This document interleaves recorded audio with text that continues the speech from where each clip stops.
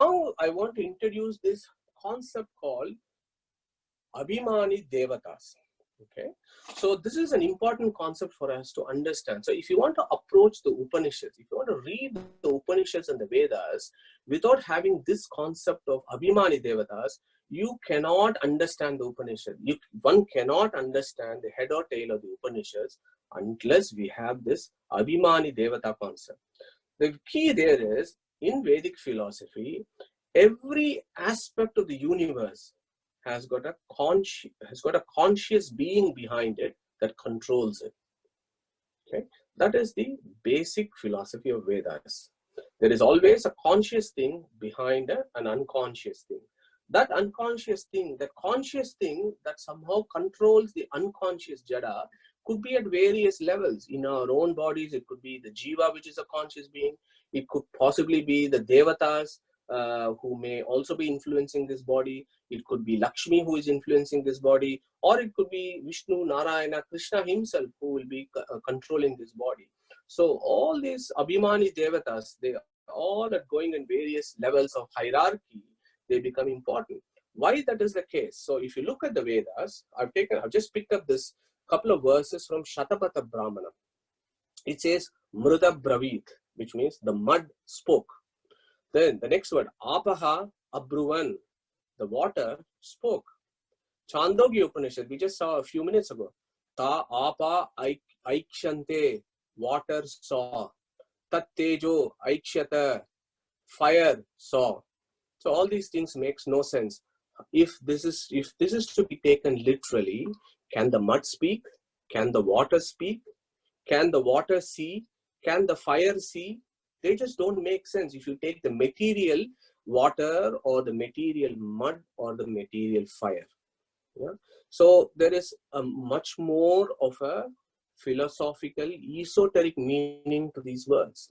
Look at Antaryami Brahmanam. We spoke about Antaryami Brahmanam, I think 2 or 3 weeks ago, when we spoke about how this Antaryami, who is in everything and controls it. If you look at these verses there, Ya Prithvyam Tishtan Prithivya Antaro. I've underlined those. So then it says Apsu. So Prithvi means earth, Apsu means water. Then it says Agnau. Antariksham means sky. Vayo, it means air. So it says all these guys don't know. It says, if you look at the first word, Yaha Prithivyam Tishtan Prithivya Antaro Yam Prithvi Naveda Yasya Prithvi Shariram Yaha Prithivim Antaro Yamayati Yeshate Atma Antaryami Amrutaha. Yeah. That is that mantra that goes on. There are 21 mantras in that particular Antaryami Brahmanam that explains how this cosmic Antaryamin is in every aspect. So when I say Prithivyam, it says, the verse says that the earth does not know that this guy is inside him. How will the earth know? It is a jada. The verse, when you look at it superficially, it will not make sense. Similarly, in Chandogya Upanishad, the famous, the Tattvamasi 9 examples that come. Here also there is a second example that talks about it.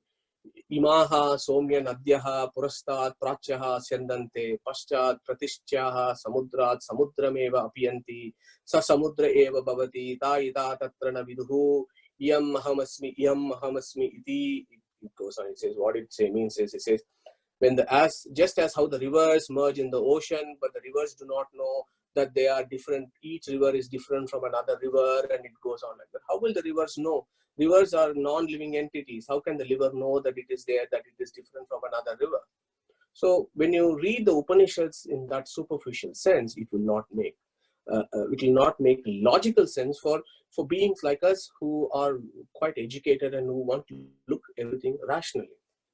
To settle this problem, Vedavyasa wrote a sutra called Abhimani Vyapadeshastu Visesha Anugatibhyam, which means that wherever in the Vedas these words are coming, they should not be taken for the jada. They should be taken for the Abhimani Devata, or the conscious being behind this.